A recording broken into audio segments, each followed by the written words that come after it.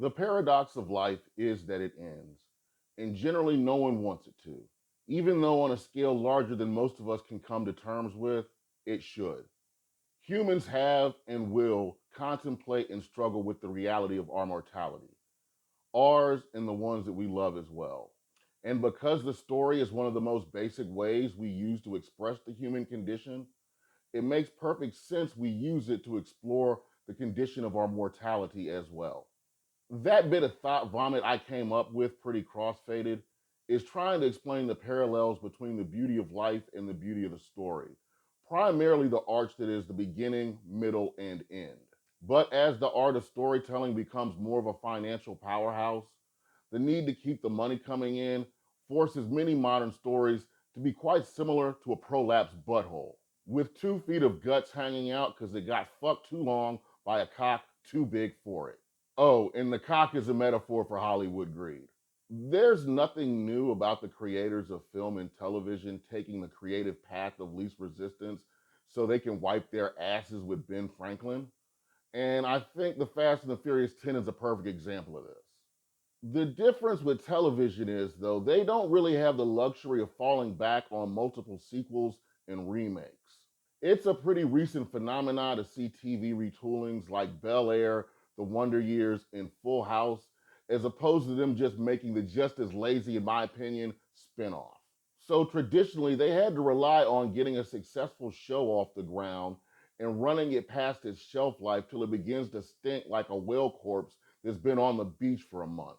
Now, when you're in the business of dragging out shows past their expiration date, there's going to come the eventuality where you'll have a very successful show that you don't want to lose ad revenue from, but it's getting painfully obvious it's running out of ideas.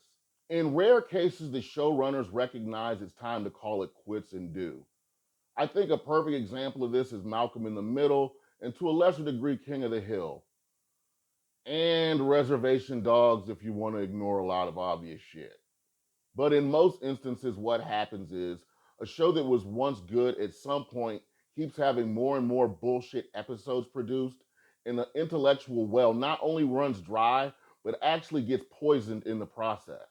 This is a well established phenomenon that now has its own scientific theory referred to as jumping the shark, a term based off of the show Happy Days, when at its height, one of the main characters, the Fonz, in an effort to maintain his coolness, water skis over a shark in the ocean. And if your brain just locked by the thought of how butt fucking stupid an idea that is, you're not alone. And it's generally agreed that this is the episode that began the show's demise. All stories that jump the shark have a similar criteria. A, a good premise, or at least the beginning of the story starts strong. B, it has enough staying power to get multiple seasons or volumes. C, begin to show signs of staleness, either relying on the same shtick or introducing weird new additions and switch ups that change the initial plot and character arches. D, that final point where you say, fuck this show, no matter how long you've watched it, and just give up. Or want to say, fuck you and give up, but still watch it just so you can see how this dumpster fire burns itself out. Obviously, this is more of a subjective thing than anything else, but hell, I think my opinion matters, so here are my top 3 picks. Roseanne. Now, I know there's a lot to be said about Roseanne Barr and her rich old racist white lady shenanigans, but it would be foolish to deny how good the series her name was based off was and how influential it really turned out to be. That is, if you forget about Good Times, that 1970s show that did the whole lower class comedy that got serious at times. But that was about Negroes in the projects, so fuck them. Anyway, Roseanne had a really strong run for the most part until you hit the final season, and that shit goes off the cliff faster than someone that just found out they got bone cancer. It goes from being very grounded to a nonsensical fever dream of goofiness, and the last few minutes of the final episode reveal that everything that had really happened in the previous seasons didn't really play out the way you think it did, turning everything to a total lemon party. This is OG shark jumping, so it's a first ballot candidate. The Wire. As usual, I didn't watch The Wire until it had been well off the air and was already the stuff of legend. But when I did, I instantly wished I had watched it sooner. The first season is fucking fantastic, and I can't really find a complaint about it. The cast is great, the premise is great, the plot arch is great, and the character development, you guessed it, fucking great. Season 2, while not being as popular with some, is just as good to me in my opinion. That being said, the show does get gentrified, for lack of a better word. Seasons 3 and 4 are the first nails in the coffin, and those nails have a slight scent of shit. It's obvious as hell they should be tying things up in season 3, but don't. And the introduction of 50 Cent clone Marlo as the new villain is an indicator they're going to squeeze blood out of this rock. By season 4, it's no longer a concise street drama, and a lot of what goes on has kind of been seen before, like that porno you got saved on your phone just in case your Wi Fi and cellular data go down at the same time. Season 5. Oh, season 5. Comparing this to season 1 is like comparing Conan O'Brien to Lily Singh. And with all due respect, Miss Singh, I've seen clips of your late night show skits, and I'd rather drink a vial of uranium than watch anymore. Season 5 shits on the legacy of the initial seasons in a manner I would expect from a bird on your brand new car. And if I had the time, I would give it the real verbal ass whooping it deserves, but I don't. Honorable mentions go to Letterkenny, a rapid descent from excellent to meh faster than I will go through a bag of all dressed chips as soon as I can get my drunken American hands on one. Stranger Things. The upcoming season is my vote for Epic Turd Burger of 2025 with no cheese. Young Justice. There are no words to truly describe how much of a fucking miscarriage this show becomes during the last 2 seasons. Bloated ass cast? Got it. Preacher than the Crossroads Church? It is. Woke episodes that make me want to claw my eyes out so I can stop watching this jackassery? Check and check. But as you can guess from the thumbnail, my number one pick goes to The Simpsons. So I remember when the original skits came out on the Tracy Ullman show in the long, long ago that was the 1980s. And as far as I'm concerned, the first 10 or so seasons are hands down classics that can still be watched to this day, even though there are a few things that really wouldn't go over in this day and age. But I stopped really watching The Simpsons in around the early 2000s.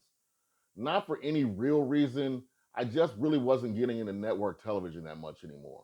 And in the initial draft of this script, I had only really planned on mentioning The Simpsons as a side note for a tangent, but on a whim, I decided to watch the last season. And fucking wow. So apparently, they retrograded the show to the point where they kind of have to now disregard a lot of earlier shit.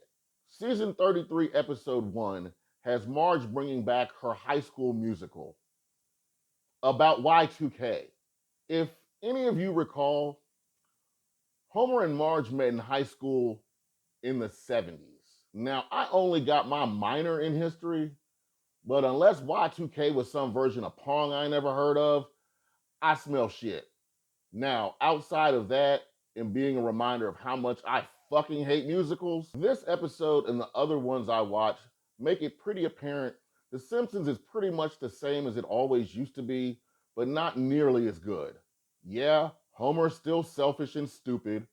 Yes, Marge is still a pill, and everyone else is pretty much the same, but they all seem a bit dumber, and many characters come off a bit castrated in comparison to their initial iterations, particularly Bart.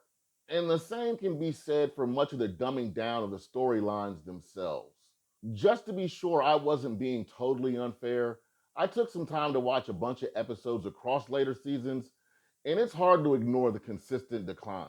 Especially because I can see how at its core, the show suffers not so much from a lack of effort, but just the simple fact they've pretty much done everything imaginable short of an episode full of sex acts. As usual, I know this video is no expose of something that no one's aware of, but I made it because pretty much every show I mentioned here, I liked at some point.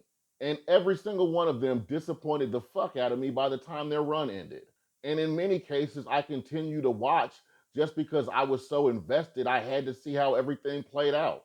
I have a hard time believing that the writers of any of these shows never at some point thought to themselves, good Lord, this is going off the rails. So you have a situation where both the people watching and making the show both know it's become shit, but the people paying for it don't care as long as it makes them money.